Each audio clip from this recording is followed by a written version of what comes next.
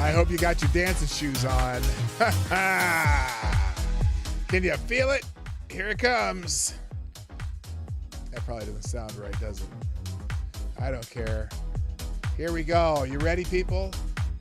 1, 2, 1, 2, 3, 4. Let's go.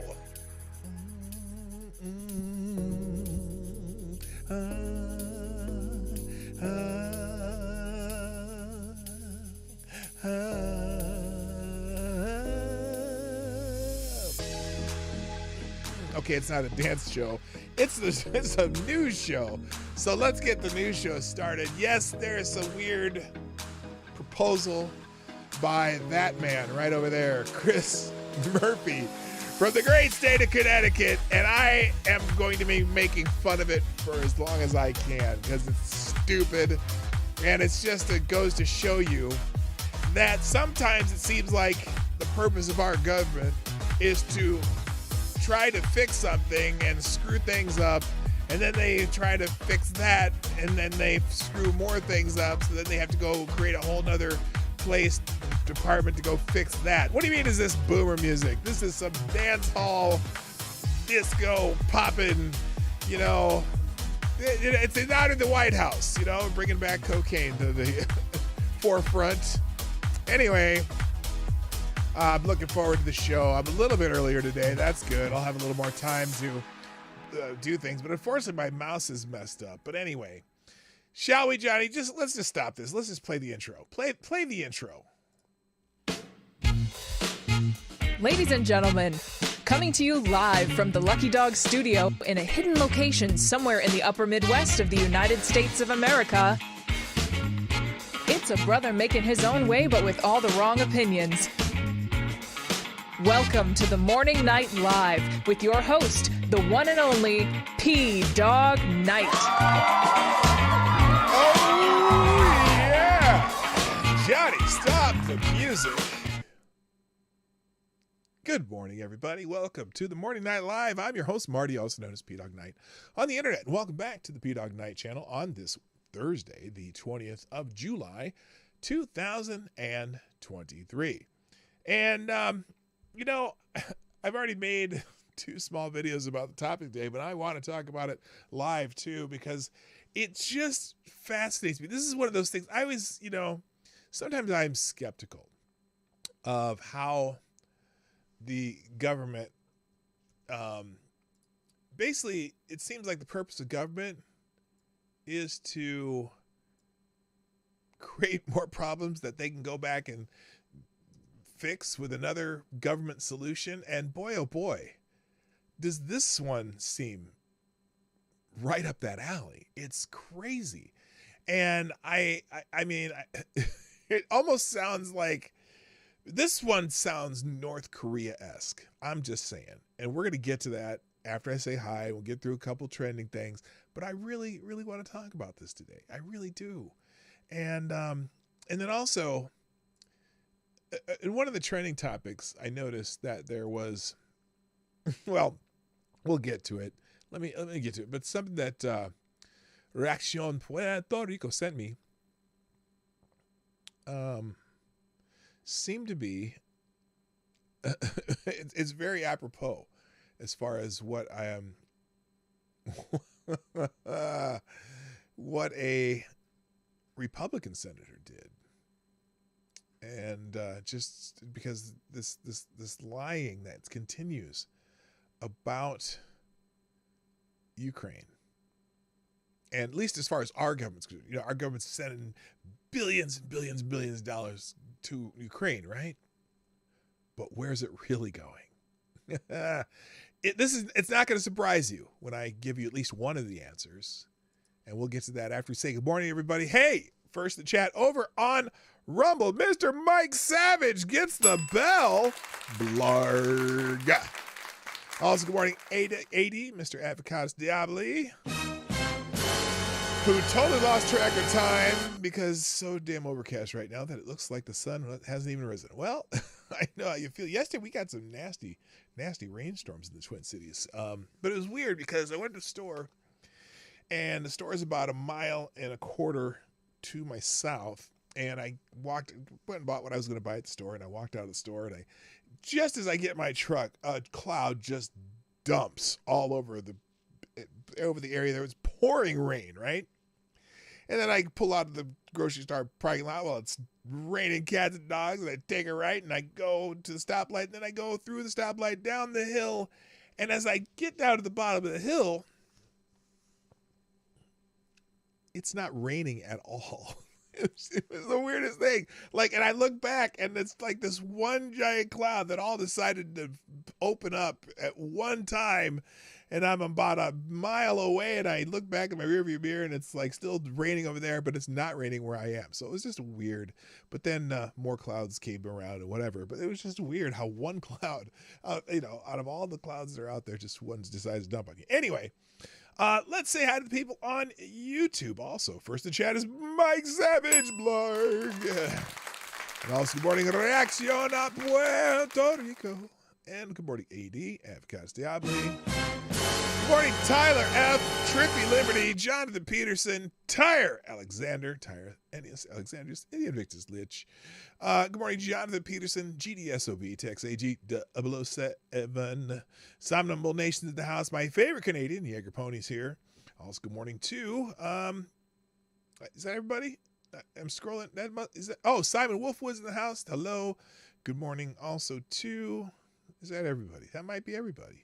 Lord Stanhope's here. Good to see you, Lord Stanhope.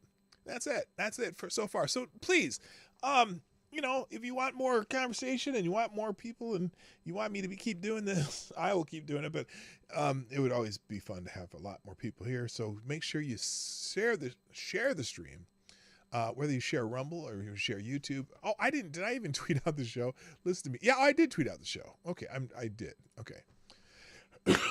Excuse me. Let me move this. I gotta move this. My mouse isn't working. What is going on? Okay, we're just have to move it really slow. Where do I want to move this? I'll move it to behind the Garth Brooks' trend this morning, and that's where I'm going to put it because an very interesting, an interesting thing that a U.S. senator said about Ukraine is related to the Garth Brooks thingy-mabob, right? And so we'll talk about that in a second too. I'm going to bookmark that and move it over because this is Reacciona Puerto Rico brought this to my attention. So I do appreciate this. I really appreciate it. If you guys ever see stuff, feel free to send it to me because I will talk about it. And the original viewer of the Morning Night Live, Mr. Johnny Hellcat is in the house. Good morning, sir. All right. Well, let's talk about a couple things that are trending, and then we'll get into some news. And I only got a couple today. Let's see. Let's move that so you can see it, though.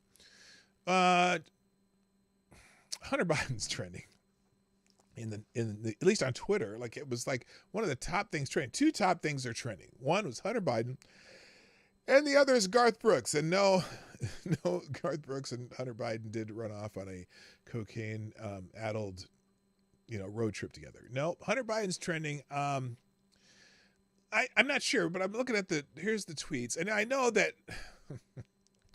Marjorie Taylor Greene brought one of the pictures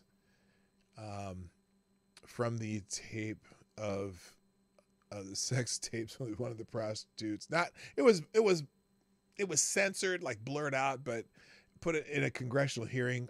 Not appropriate. I mean, look, I get it. He did it, and it's wrong, but I don't think you need to bring the pictures, okay, of him getting on a cocaine-fed blowjob. But anyway, he's trending because there is other news. For example, if you're an IRS agent investigating Hunter Biden, you better be careful. You may get into hot water with Attorney General Merrick Garland. Here is Catherine Herridge had this report from an IRS whistleblower that she interviewed. So let's take a check out this interview a little bit, because I think it is poignant. This is probably one of the reasons he's trending. Here it is. Hunter Biden whistleblower speaks out. Of IRS agents testified on Capitol Hill yesterday about their role in the federal investigation of Hunter Biden. The president's son is expected to. And apparently, so here's the problem. There's a conflict between the Department of Justice and the IRS agents who've been investigating Hunter Biden. He's going to plead guilty to a really kind of whitewashed minor crime. And these IRS agents are saying, oh, wait a minute. Are you serious? There's a whole lot more to this than he's pleading guilty to. Now, does that mean, if he's pleading guilty to one thing, does that mean they're closing the rest of the case in the Justice Department? Who knows? But let's listen. To formally plead guilty to 2 misdemeanor tax charges next week. But in an exclusive interview with CBS News, the lead case agent says, in his opinion, the evidence supported more serious charges. He's talking about felonies. Yes. Senior investigative correspondent Catherine Herridge. Now, let's just say something here. It isn't necessarily unusual that, someone gets you in a bind and there's reason to possibly charge people with felonies, and they plead that bargain down into misdemeanors, right? Yes, misdemeanor. Those ain't real. Exactly. But again, this is the no one is above the law crowd. As if the name wasn't Biden, and especially if the name was Trump, well, we already know what's going on there, right? If the name's Trump, oh, that's not a misdemeanor. But here we go. Has a story. Do you solemnly swear? A Special Agent Joseph Ziegler is a 13-year veteran of the IRS, a registered Democrat, and until now, a confidential whistleblower. I do. On Wednesday, he publicly testified about his role investigating the president's son, Hunter, for tax crimes. I'm the main case agent. I worked. He's a Democrat, too. There's not some Trumper in the IRS, because that would happen, that is investigating, Donald Trump Jr. This is a Democrat, diehard, but doing his job. I can appreciate the guy doing his job. 95% of this tax investigation. So nice to meet you. In an exclusive interview with CBS News, Ziegler told us he believed the evidence he gathered during the 5-year probe supported multiple felony and misdemeanor counts, including allegations Hunter Biden wrote off personal expenses as business payments. Now, what kind of personal expenses? Oh, by the way, did I even show you? This is the cup today. I didn't show you the cup today. Hang on, let me at least show you the cup. Good Lord, I do have my cup. I do have my cup of reparations, and it's in the Split Rock Lighthouse cup. It's my mom got me that when we were up at Split Rock, and I didn't know it until I got home, and she gave it to me. All right, let's finish this. I digress. I digress. Hotels he was blacklisted from, payments that were made to escorts, payments that are made to no-show employees. Ziegler said he drafted this memo recommending Justice Department prosecutors charge Hunter Biden accordingly. He said the Trump-appointed U.S. Attorney David Weiss agreed, but warned other factors could sway a jury. Other factors. I wonder what. Could sway a jury. What would sway a jury? I don't know. David said to us that I'm getting some concern from who? Department of Justice Department Tax of Division. Justice? The evidence that might come in related to his substance abuse and the death of his brother, Beau Biden, those might affect the jury's opinion. Next week, a Delaware judge will decide whether to approve a plea. Well, what else could affect their opinion? if they're gonna bring up the death of his brother, Are they going to bring up the fact that he was stripping his brother's ex-widow, wife, whatever, and had her doing some cocaine too? I don't know. How about the fact that the entire Biden family is getting paid by foreign agents? Is that going to come up too? I don't know. Is the fact that he was stripping underage girls and whatever, nasties, going to come up? I don't know. Agreement for 2 misdemeanor tax charges. It's a matter of, are we treating all taxpayers the same? No one's above the law. And in this case, no, I don't think so. No one's above the law. On Wednesday, Democrats pushed back on claims of preferential treatment. There is no evidence that Hunter Biden has received any kind of official favoritism in this prosecution. No evidence? No evidence. Really? The people who are in the investigation says that that's the case? And he's saying there's no evidence? Interesting. For being Joe Biden's son. But Ziegler described to CBS News a series of roadblocks that included his efforts to interview Hunter Biden's adult children about the legitimacy of his tax deductions. What did the assistant U.S. attorney tell you? That's going to get us into hot water. With who? Now, the assistant U.S. attorney says that's going to get us into hot water. Who would that get you into hot water with? Oh, by the way, make sure you check your door locks and make sure that all the cameras work that monitor your house, just in case there's a little Epstein problem. Anyway, is that in the IRS handbook, avoiding hot water? No, I was asking to do these certain things, and roadblock after roadblock was put up in front of me. Ziegler also told us prosecutors would not sign off on pursuing leads that might involve President Biden. Anytime we potentially wanted to go down the road of asking questions related to the president, where that money came from? That's going to take too much approvals. We can't ask those questions. It's a politically sensitive what case. Did you get for that money? Require additional approvals? Yes, I do understand that, but it would be like, well, let's think about it. Let's put that on the back burner. You know what I wonder too? I do wonder how much they knew, how much investigation had they done into some of the different bank accounts, the multiple companies that were put together. Does the IRS know a bunch about that in their investigation? I'm curious, because apparently they set up multiple shell companies to move money in many different ways to, what's that word? When you make it, you take money that's not so kosher and you make it kosher through a bunch of different transactions to make it look like it came from somewhere else. Oh, money laundering. Yeah. How much did the IRS know about that? I'm just curious. I am curious and curiouser and curiouser. Question, how many times a day does Joe wish Hunter and Bo could trade places? Oh boy. That's a hot take right there. That's some salty stuff. Probably every day. Anyway. Burner, and it would now move down to item number 50. This probe was ongoing during the 2020 presidential election when Justice Department policy limited certain investigative steps.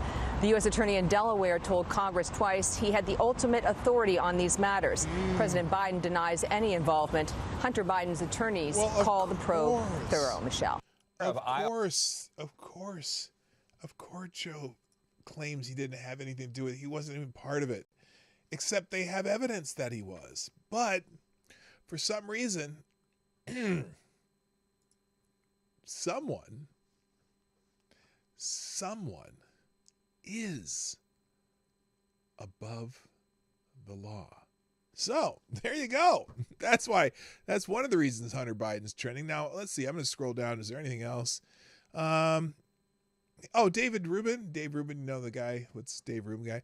He says, please, Dana Lash said, for the people mad that MTG showed Hunter Biden's naughty photos at the hearing, they weren't any different from the images in the books that the left is demanding kids read in school. So get over it. Oh, that's good. Dave Rubin says, please, Dana, Democrats will be teaching math using Hunter's porn pics soon enough. For example, how many grams of coke did Hunter snort off a hooker's ass?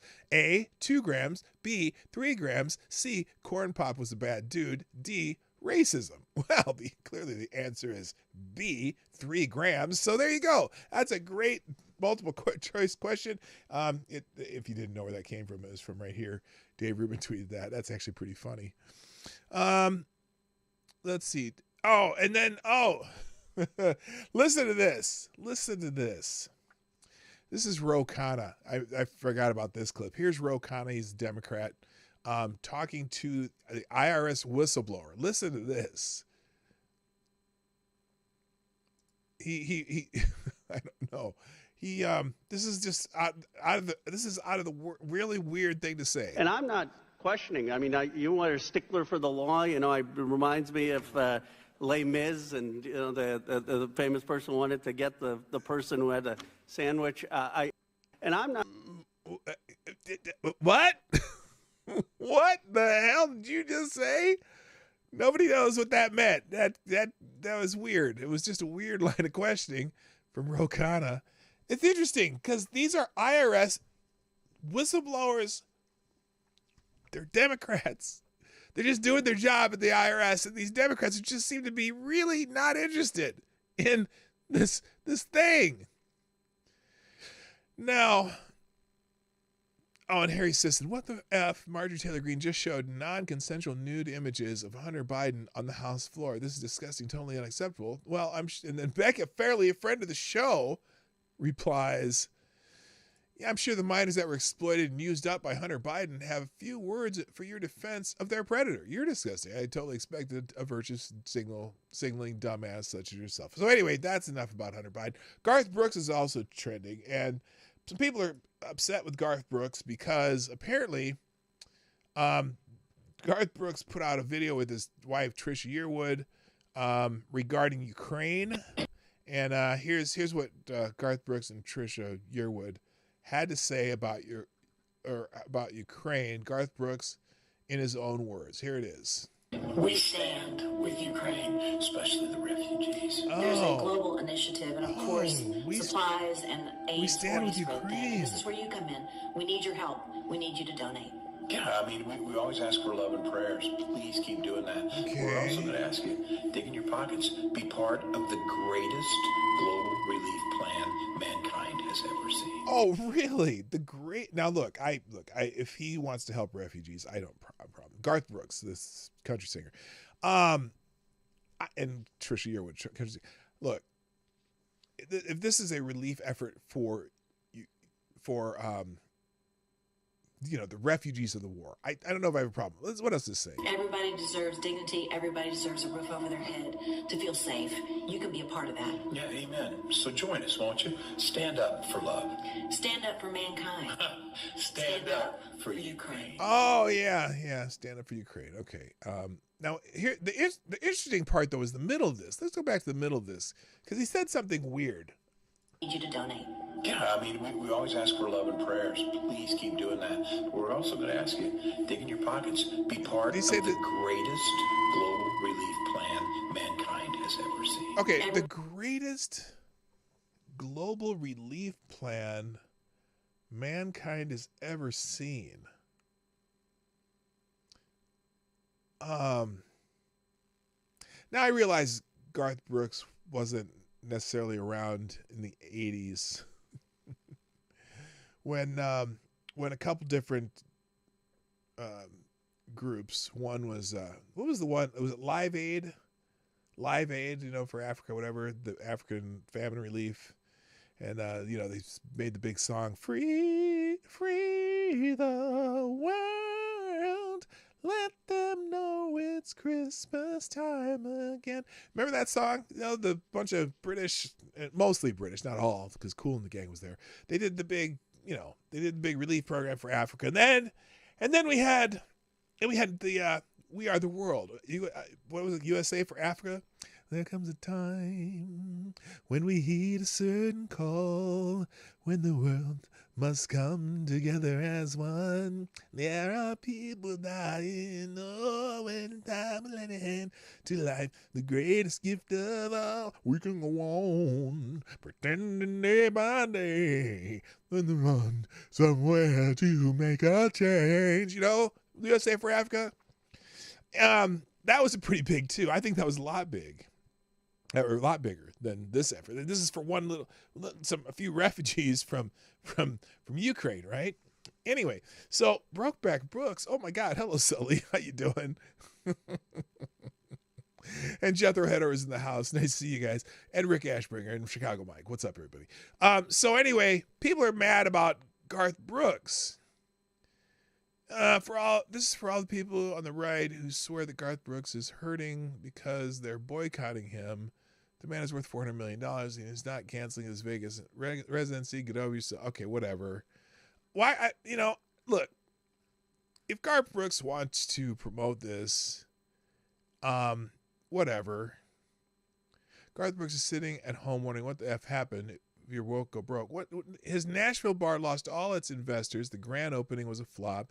He was ousted from next year's Country Music Awards. Toby Keith backed out of a show with him in August. And what is probably the greatest insult, he was booed off the stage. So apparently, no, he didn't cancel his remaining Vegas show. CMT removes. Okay, people are mad at Jason Aldean about this video too. Hello, Found. What's up? Yeah, the Marshall Plan was huge compared to this. Yes, much bigger. So anyway, there were a lot bigger relief efforts. Now, this kind of leads me to another point since it's about Ukraine, though. And this was interesting. Thank you again, Reaction Puerto Rico, for bringing this to my attention. So let me read something that Mitch McConnell did or wrote. And again, credit to Reaction here. So let's see. Here it is. So I'm going to read this to you, and I want to see what you think, because a lot of people in our government have been finding ways to justify the money going to Ukraine. But this particular one from Mitch McConnell, I would call it brazen in a way, because there's some little truth in here that you just didn't are happening but just didn't think of. Good morning, Found. That's another. How you doing? Welcome to the show. The Marshall Plan was huge, yes, compared to this. Someone else showed up that I haven't seen. Hoko 2025 Sports, welcome. All right, so here we go. This is this. It reminds, well, if you're familiar with not Harry Truman, President Eisenhower warned about what I'm about to read here. Listen to this, because you know how sometimes things that you create problems, you create crises, and then you exacerbate the crises so that you can create solutions to the crises. All right, let's listen to Mitch McConnell's. He does a statement about aid to Ukraine. Let me make this so you can see it better. Go full screen there. All right, here we go. This is from Mitch McConnell, the Republican leader, from June 12th. And I'm surprised that this didn't get more play. Let's read this. Aid to Ukraine is an investment in America's security. Interesting. America's support for Ukraine has done much more than sustain their defense. As I've said repeatedly, sending lethal Western capabilities to the front lines has been a direct investment in Americans' own security. Well, how could that be? How can that be? He says, let me be clear. This assistance means more jobs for American workers and newer weapons for America's service members. Now, wait. Huh? How does that work? And I'll tell you in a second. Thank you, Johnny Hellcat. Dropping a big bullet in the tip jar. Johnny Hellcat, you are the new Streamlabs Superstar sponsor of the day. Thank you, sir, for sponsoring the show. Let's do a little music for the sponsor shots today. Johnny Hellcat says, Garth is still bitter about Tom Segura. Wow, that's really loud. Holy shit. Hang on. All right, here we go.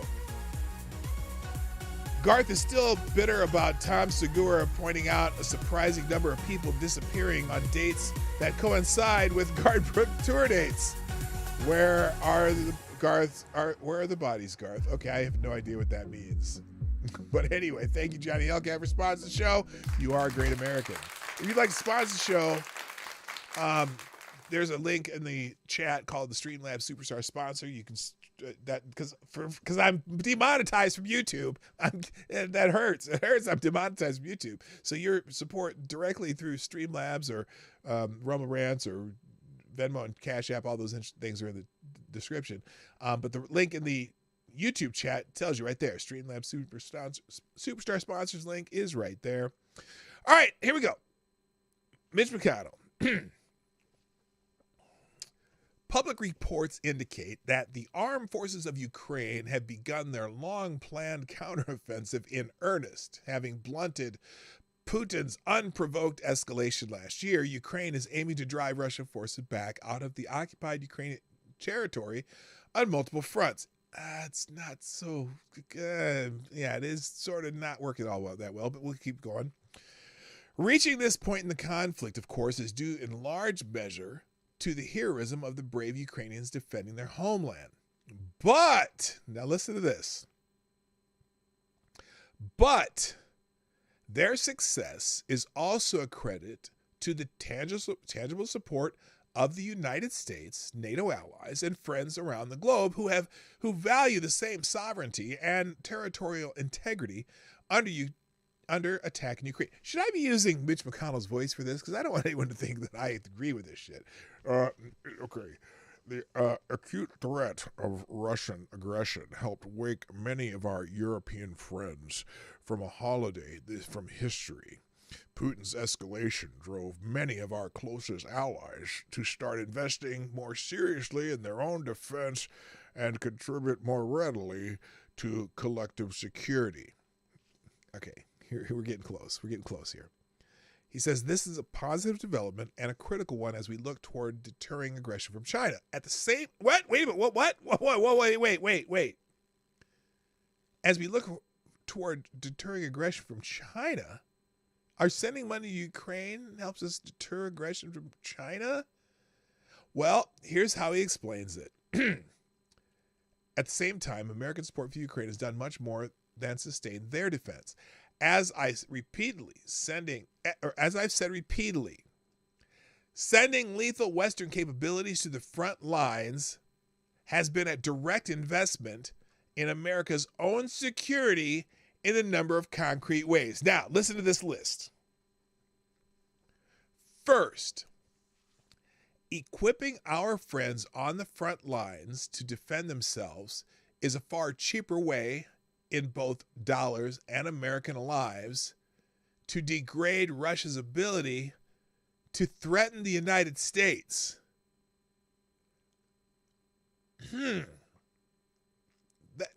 So, wait. We're using the Ukrainians and extending their war to make them cannon fodder to make us less likely to be threatened by Russia? Interesting. Number two, Ukraine's effective defense of its territory is teaching us lessons about how to improve the defenses of partners who are threatened by China. It is no surprise that senior officials from Taiwan are so supportive of efforts to help Ukraine defeat Russia. So, again, if we draw out the war in Ukraine by giving them weapons, we can check strategy. We can use Ukraine to develop strategies should China attack Taiwan. Again, we're using Ukraine as cannon fodder for our own interest. Number three, most of the money that has been appropriated for Ukraine security assistance doesn't actually go to Ukraine. What? Listen to this again. Most of the money that's been appropriated for Ukraine security assistance doesn't actually go to Ukraine. Where do you think it goes? Well, it gets invested in American defense manufacturing. Oh, the defense contractors make out like a bandit. It funds new weapons and munitions for the U.S. Armed Forces to replace the older material we have provided to Ukraine. So it's a backdoor way to upgrade our own military capabilities because we give them our old shit and we buy new shit. Wow, Mitch. And then oh my gosh, let me be clear. This assistance means more jobs for American workers and newer weapons for American service members. So, let's have a proxy war, and let's extend things out in Ukraine and just make things worse there so we can improve our own shit. And he says, I know media reports about U.S. assistance to Ukraine has been confusing. Has it? What, that we're giving $110 billion to our own defense contractors? So all the stuff they've stockpiled that we haven't used, well, here, we can use it up in the war, and now we can buy some new shit. Oh, my God. Oh, my goodness. They do not understand walk softly and carry a big stick. The problem is we do not have the will nor the means to do that, Mitch. No, I'm telling you. And so basically, and what is that? You know, that is classic. That is classic military industrial complex shit. Remember what Eisenhower warned us about?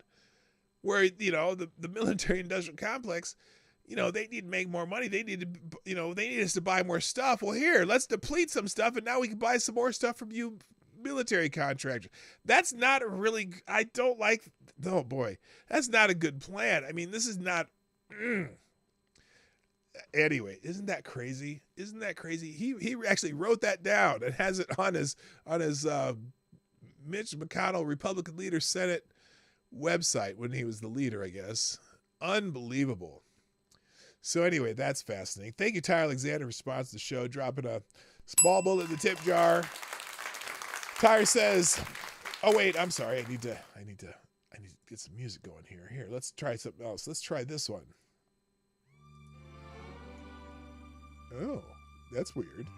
Thank you, Tyler Alexander, dropping a small bullet in the tip jar. I kind of like that. That's some 70s hook there, wasn't it? That little wow, wow, wow, wow, wow, wow, wow, wow.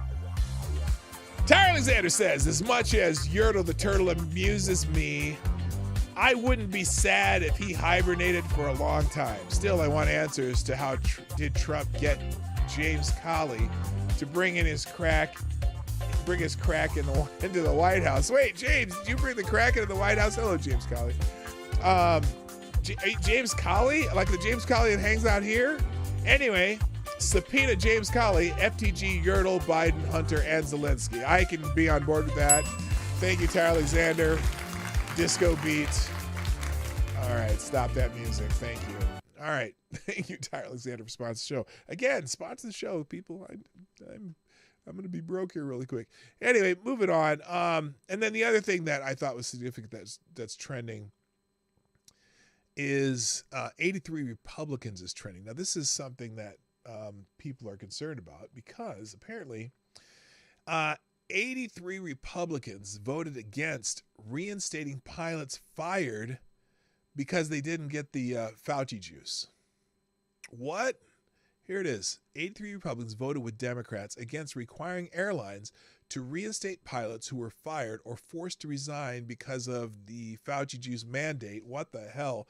The FAA bill was initially introduced by Marjorie Taylor Greene. So, House votes 141 to 294 against requiring airlines to reinstate pilots who were fired or forced to resign because of vaccine mandates. Amendment to the FAA bill was introduced by Representative Marjorie Taylor Greene of Georgia, but was later offered on the House floor by Representative Mary Miller. So, wow, 83 Republicans voted against that.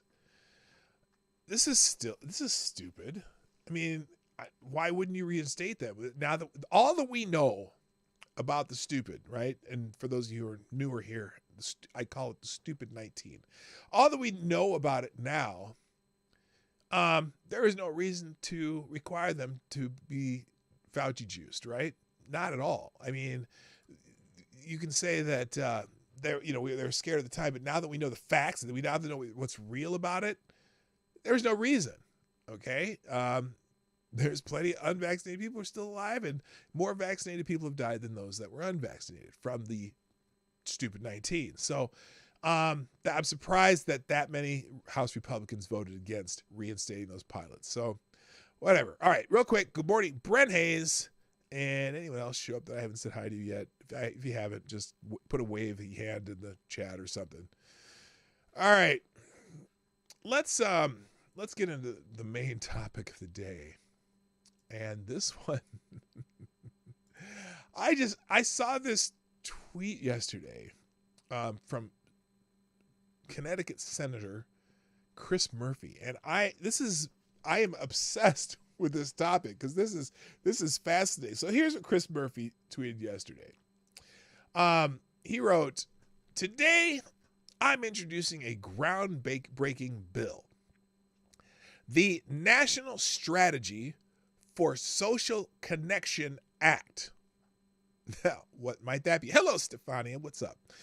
Now, what might that be? What might be the National Strategy for Social Connection Act? What exactly is Senator Chris Murphy proposing here? Now, let's read this.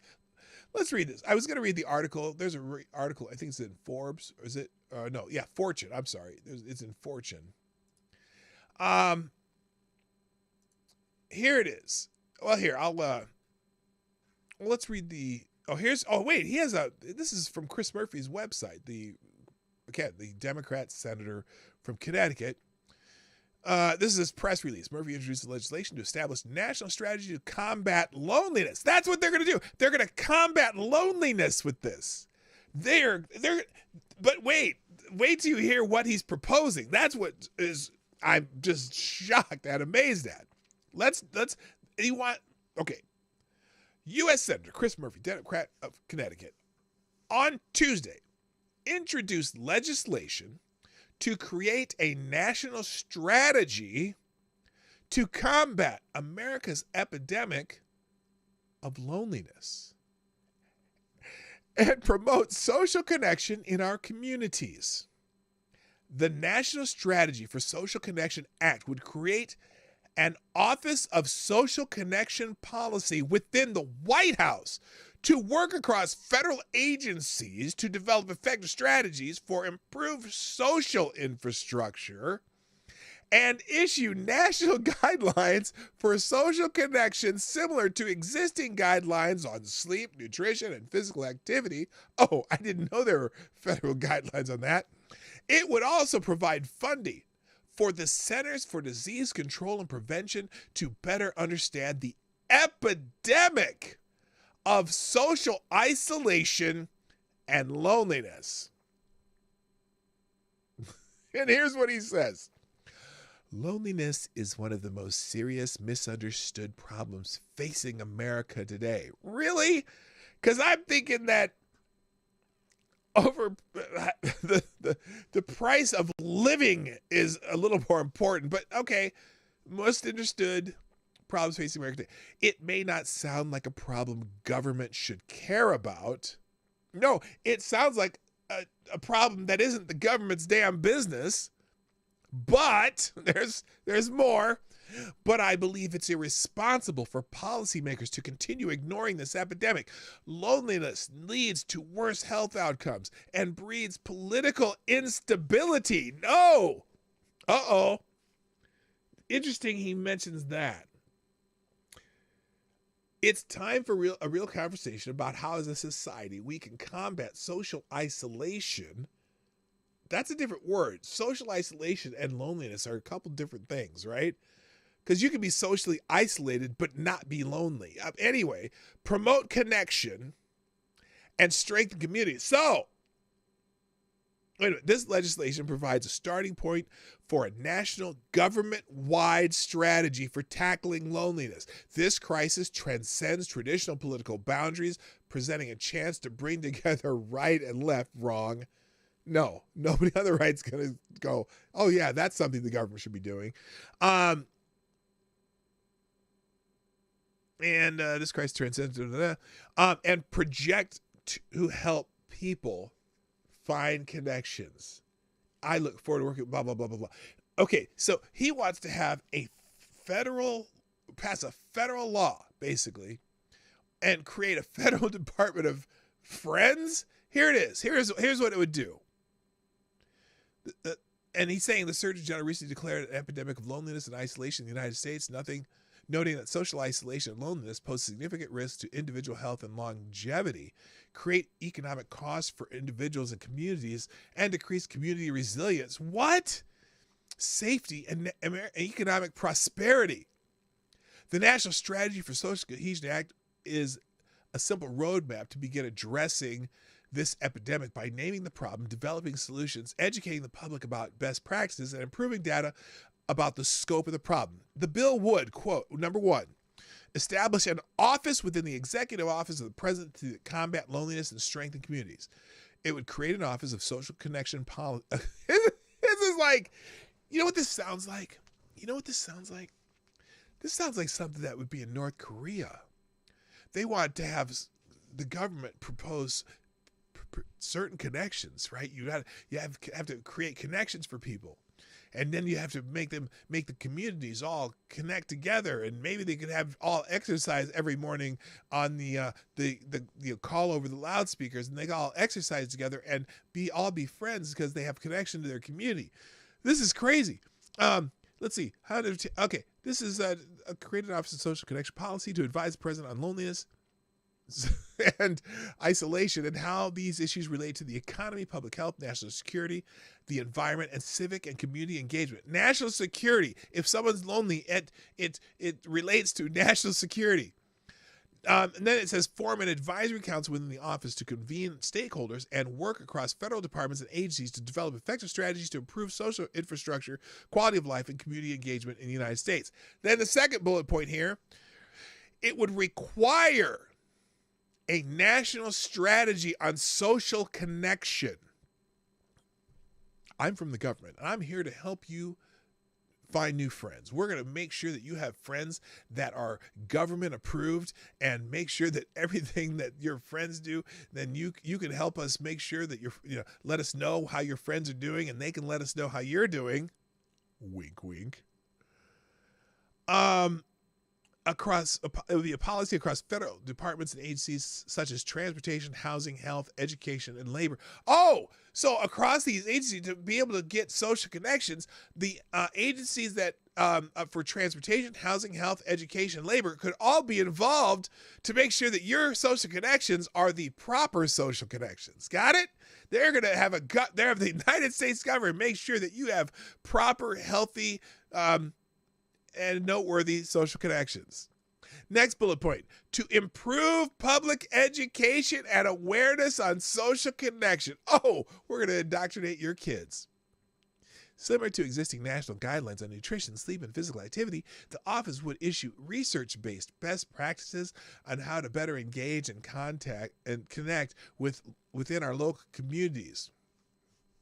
Well, here, let's all go to the park at the same time every morning, exercise together. Then we're going to all march back down the street, and people would peel off into their homes as we all march by in unison.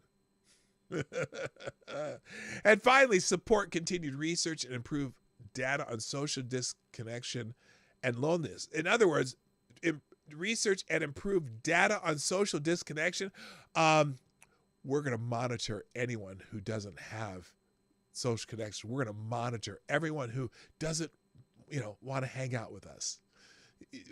Provide consistent, sustainable funding to support the Centers for Disease Control and Prevention's research on social connection, loneliness, and social infrastructure. This is like, they're always complaining, oh, this and that. You're making this like the Handmaid's Tale.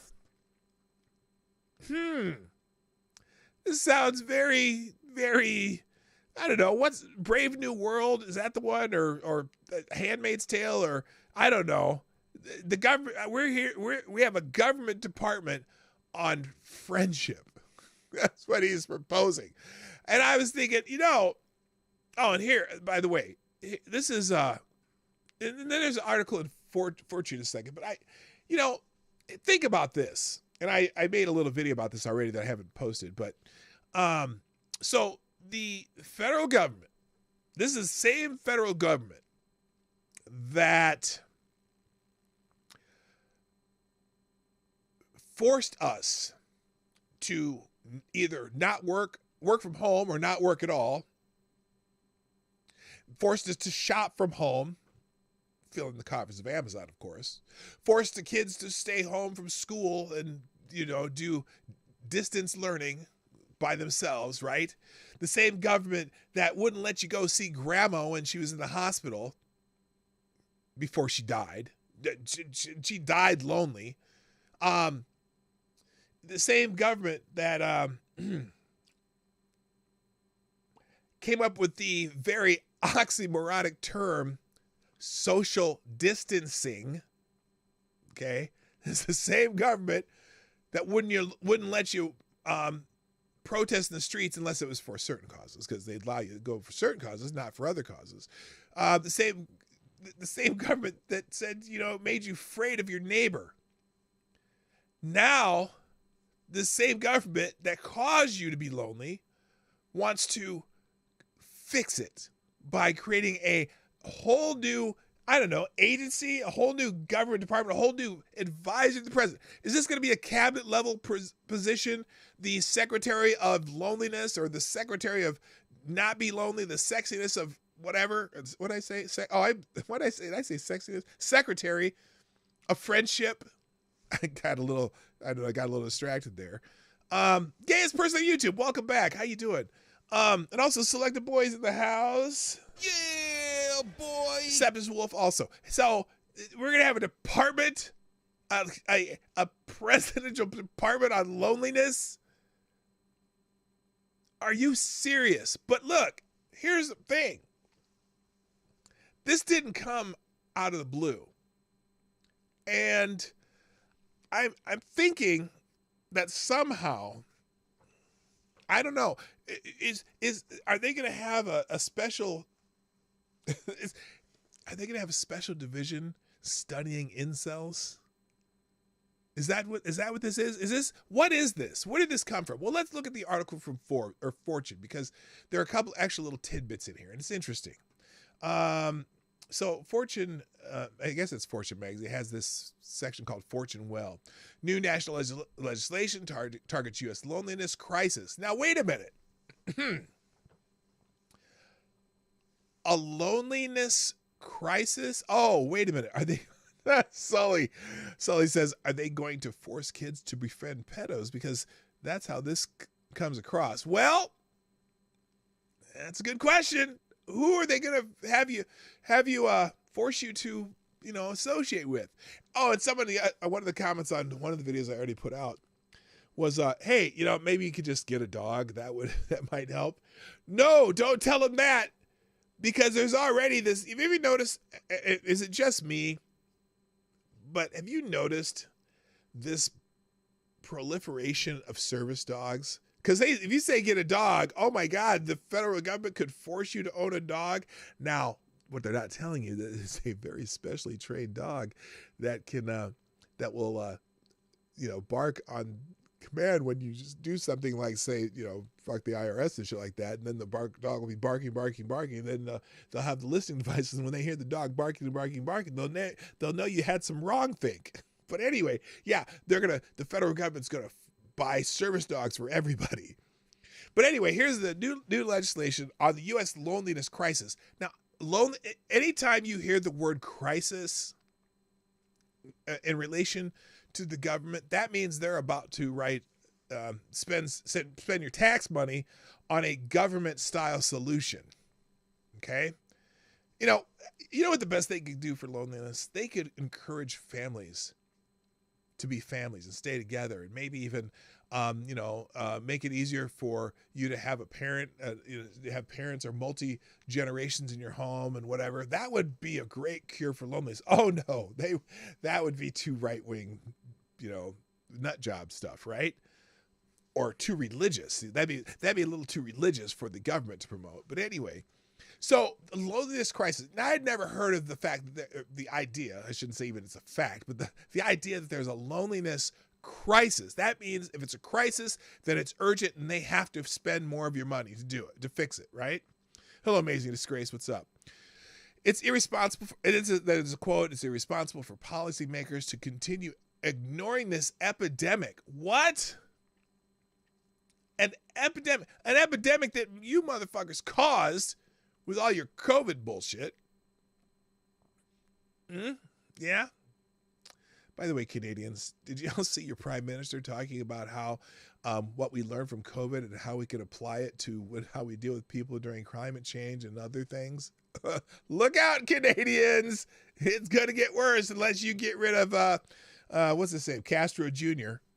Anyway, so here's the article. This week, U.S. Senator Chris Murphy introduced a national legislation to address the loneliness epidemic. Again, the loneliness epidemic. This is... loneliness is one of the most serious, misunderstood problems facing Americans today. Getting through the week, making sure you can eat and pay your bills seems to be a lot more important, but whatever. It may not sound like a problem government should care about. No, it's not. But I believe it's irresponsible for policymakers to continue ignoring this epidemic. No, Senator, it's none of your goddamn business. Apologize for the people who heard me take the Lord's name in vain. Anyway, the proposed legislation, the National Strategy for Social Connection, would require the White House to have an Office of Social Connection Policy to advise the president. And so, again, this Office of Social Connection Policy. Now, do you think they're going to just apply this to everybody, or they're going to be seeking out people who might not have enough social connections? It sounds like the incel recruitment squad. Anyway, I mean, if you want social connections, join the army. I mean, seriously, or something. Get a dog. Go to the community center. Go outside and talk to somebody. And then would work across federal agencies to develop effective strategies for improved social infrastructure, blah, blah, blah, blah, blah. Now, here it is. The legislation comes on the heels of the U.S. Surgeon General, Dr. Vivek Murthy's advisory on the healing effect of social connection and community earlier this year. Now, wait a minute. Okay, he's talking about the healing effects of social connection. Where's the crisis? Quote, the harmful consequence of a society that lacks social connection can be felt in our schools. Well, you should have never taken them out of schools. Workplaces, well, you should have let them work. And civic organizations, you should have let them meet. Where performance, productivity, and engagement are diminished. What? Why are they diminished? Because you told people they couldn't even be within 6 feet of each other. It's hard to have social connection when you can't hug or have a handshake. We are called to build a movement to mend the social fabric of our nation. Each of us can start now in our own lives by strengthening our connections and relationships. Call your mom. At Fortune's Brainstorm Health Conference in Marina Del Rey, California in April, Murthy said loneliness was a public health crisis. Again, crisis. Oh, well, if it's a crisis, we got to spend more money.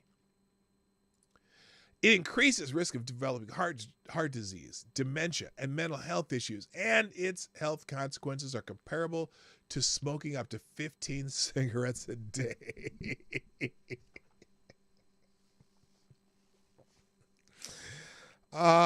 The dreaded cancer of loneliness. Now, he continues.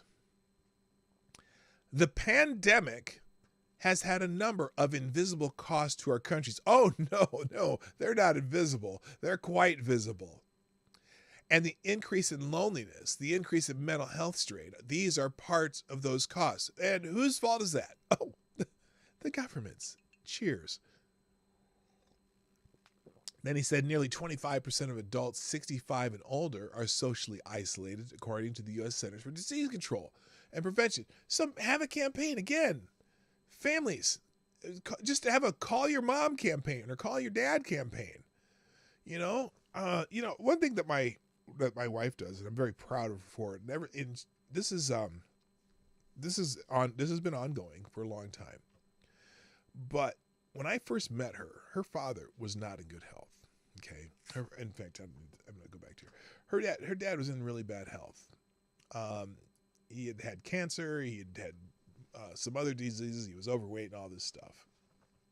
It was over 30 years ago. And one of the things that my wife did almost religiously is my wife would call her dad every single day. Just a quick, how you doing? What's going on? Anything new? Whatsoever. And there's, my dad, he was in really bad health. And he survived cancer. He survived leg amputation, survived all this stuff for over 30 years. She called him every single day. And he lived far longer than we were ever expected to live, and he passed away just a few years ago. But he also does that. She also does that with her mom. They were separated and divorced a long time ago when she was a child. And we talked to her mom every single day. Even if it's just a quick, hey, what's up? Going on? Here's what's going on. Nice to see you. And we visit with them. We used to go see them all the time. And a lot of times, to help people not be lonely, you got to reach out to them. But you don't need the fucking federal government to create an agency or department within the office of the president to do that. I mean, this should not be the idea that they're going to create a department or create a task force or put this into federal. The only thing the federal government can do with something like this is screw it up. And when they talk about the pandemic having invisible costs, well, a lot of those invisible costs were caused by the federal government. So you're talking about a crisis you created, and that's what the federal government does best. Hello, Jimmy Das Hotep. What's up? And also, good morning, Kessler and Woo. Now What Studios is in the house. Nice to see you guys. The government, this seems to be the theme of the federal government in the last, I don't know, it's probably forever, but I've only noticed it in the last maybe 20, 30 years. The federal government, basically, they will see a problem, they'll create an agency or something to do something about it. They'll create a solution, and then they implement that solution, and then that solution causes another problem. Sometimes it's a bigger problem, but sometimes it's just a different problem.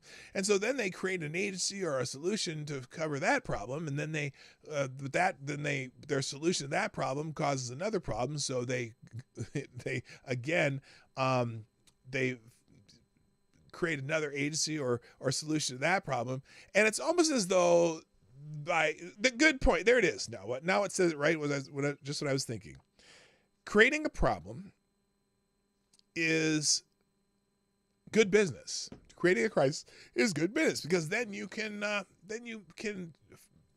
make money, or somebody will make money from creating a solution to that problem, and then you just create another problem to keep it going. So crisis, in fact, for a lot of these companies, the pandemic crisis was really good for big pharma.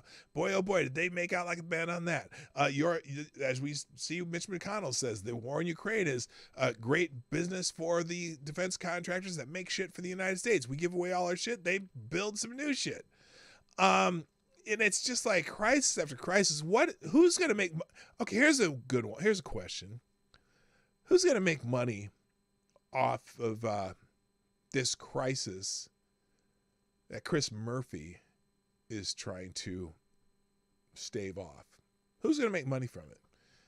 Is it going to be the medical? Here's the other one. Who's making money off the transgender trend? Oh wow, we're saving lives. We're preventing suicides. We're preventing a crisis by, all these kids who are confused during puberty, which is every kid in the world.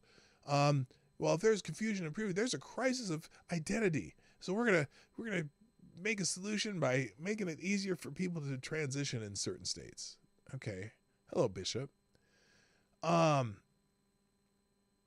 So who's going to make money off of this crisis? Is it going to be the medical profession, education? But he named all these agencies. Whoa, holy smoly, cannoli, cannoli. That's the new, thank you, Jimmy Das Hotep, with a big giant 5885. Wow. Thank you for sponsoring the show. You are the new Streamlabs Superstar sponsor of the day. I hope that was that a mistake? I hope that was a mistake. 5885, that's amazing. Here it is. Create the crisis, create more government, consolidate more power. Yeah, that is the truth. Thank you very much, Jimmy. Follow the money.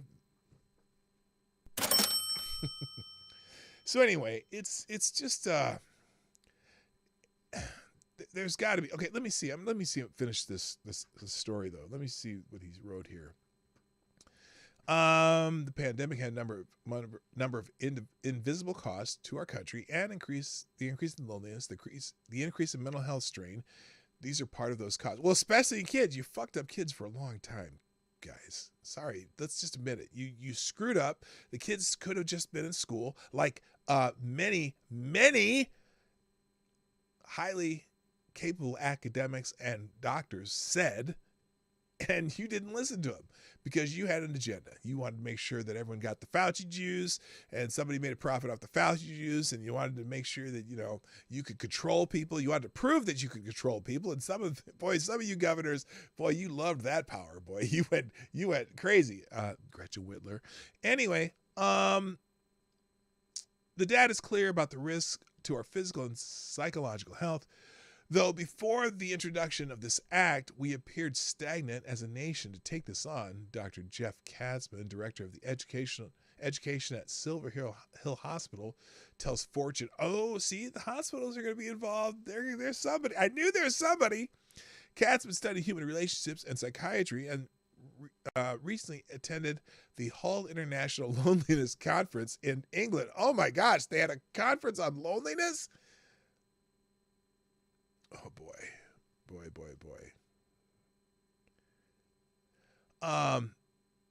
The concept of loneliness hasn't been a true component of the mental health conversation, now a part of the diagnostic lexicon, not a real target of prevention strategies, and evidence-based interventions lacking organization to guidance for care. That's some word salad. The success of this type of legislation will be seen in the ability to address loneliness across generations within systems and communities to instill a sense of belonging and trust. Okay, again, they're building up again, it almost sounds like I said, it sounds very, very communist. We're gonna make sure that your communities have take care of loneliness, la. And this comes from, but anyway, let's see.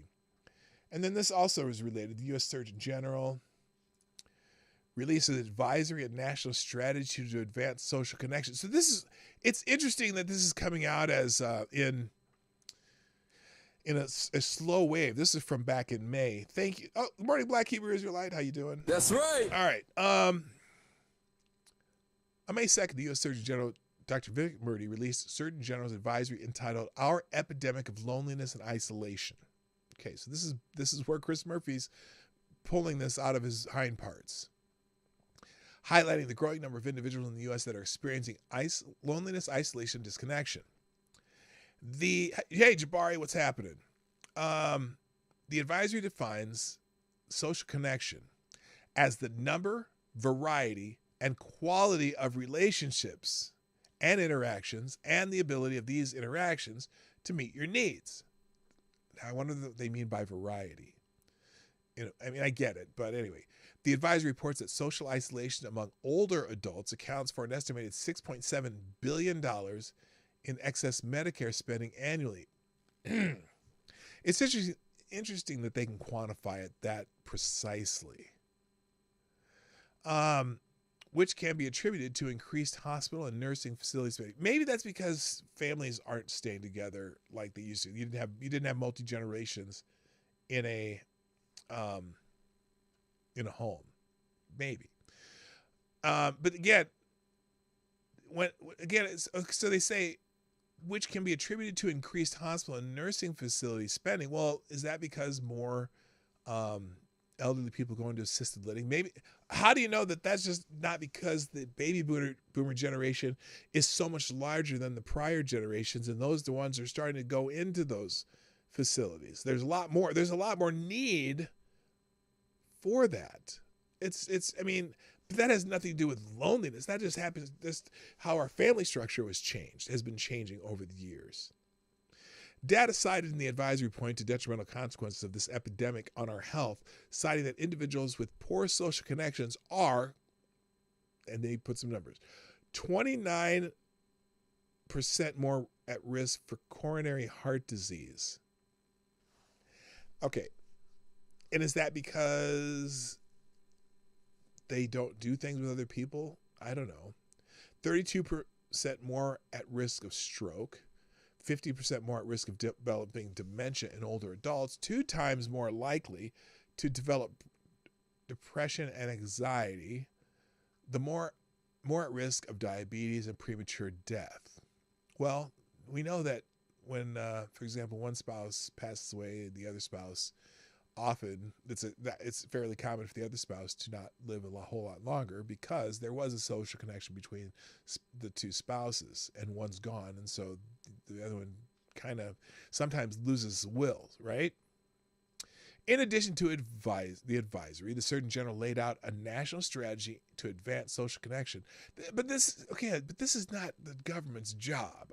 This is what bothers me about this. The first of its kind outline recommendations for all levels of government, workplaces, health systems, community organizations, and individuals on how to strengthen relationships and build connections. Now that's scary. Again, government, outline recommendations for government, workplaces. Wait a minute. Workplaces aren't owned by the government. What are you talking about? Health systems, again, who's going to benefit from this? Where's the money going to go? Probably mostly the health systems. Community organizations, we don't know all about those community organizations and individuals on how to strengthen relationships, whatever. Promoting social connectedness is a tangible impact across nearly every county sector. This is the National Association of Counties, by the way. So this has been already kind of put out there. Fostering healthier, more resilient, safer, economically prosperous, civically engaged communities. Well, okay, I'm going to put an extra doubt on that one. The national strategy has important implications for county governments who will be integral in the implementation of this national strategy to administrators of health and social safety net services and drivers of the programs, policies, and physical environments that shape social infrastructure. Okay. Whew, boy. That's some big brother gobbledygook, isn't it? I find that a bit concerning, but of course, Chris Murphy, Democrat from Connecticut, hasn't been the first time he's proposed some dubious legislation. All right, real quick. Thank you, Black Hebrew Israelite, for sponsoring the show. Dropping a deuce in the tip jar, which we will definitely be cleaning that up later. Who says MTG is a savage after showing the Hunter Biden Pornhub picture on the House floor. Oh, gosh. That's right. Maybe she should be the next vice president under Trump. That's right. I don't know, man. I don't know. I occasionally appreciate her policy and choices, but sometimes she doesn't make the greatest choices and comes off, even if she's not, she comes off as a doofus sometimes. But I don't necessarily disagree with everything she does. I appreciate her tenacity on certain things, and I think she has the right idea. I just don't know if she has the right things that come out of her mouth. And that's not that. It just makes us look bad as conservatives, even if she's right. Okay, but I think, okay. As far as that particular thing, I don't know if that needed to be done on the House floor, but it certainly was savage. It was savage her to do. All right. how much time? Oh my gosh, I'm actually at a weird time schedule where I'm kind of on time. And I don't really have any other articles ready to go. So we're gonna end it there. Before we do, I'm gonna just check something. I have some people to thank. First, thank you to Somnambule Nation and Tyler F. and Jimmy Das Hotep for tweeting out the show today. Remember, you can tweet this out or recommend this show any time of day. I mean, it doesn't have to be during the show. It could be before the show. It could be during the show. It could be after the show. It's all the idea that if you help recommend the show, then the show keeps growing and remains sustaining. We'll call the show sustainable. So now the show is sustainable because all of you people who sponsor the show and let people know about it, help it grow slowly. And it's been doing that. We're we're close to 2,000 subs now. So I'm glad we've gotten there. Also, I just want to thank all of you. I mean, most of you here are the people who come here every day, or you show up once a week, or you show up 3 times a week, or you're here once a month.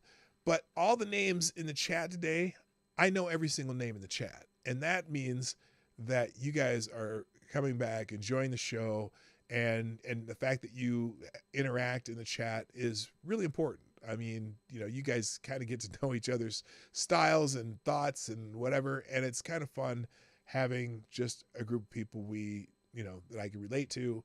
And even the ones who come in that disagree, like Mike. Mike comes in here and he trolls everybody trying to tell how, the Biden administration is the greatest thing on sliced bread and blah, blah, blah.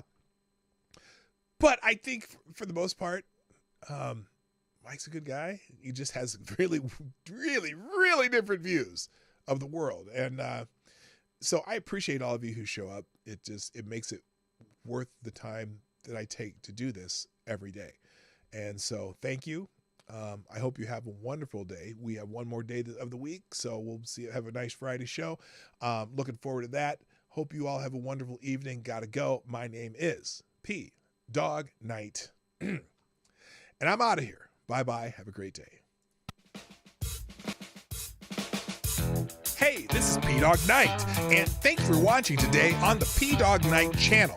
If you have an observation or remark you'd like to make about this video or my channel, I absolutely welcome you to write it in the comment section down below. I really look forward to hearing from you. And before you go, if you like what you saw but you're not already subscribed, please make sure you hit the subscribe button and definitely click that bell that pops up afterwards so you'll be notified when I post new videos or when we go live. I broadcast my live show, The Morning Night Live, Monday through Friday at 10 o'clock Eastern, 9 o'clock Central. A special thank you to all the supporters of this channel who share our videos on social media and who make donations through Streamlabs, YouTube, Venmo, and Cash App, which are all linked in the description down below.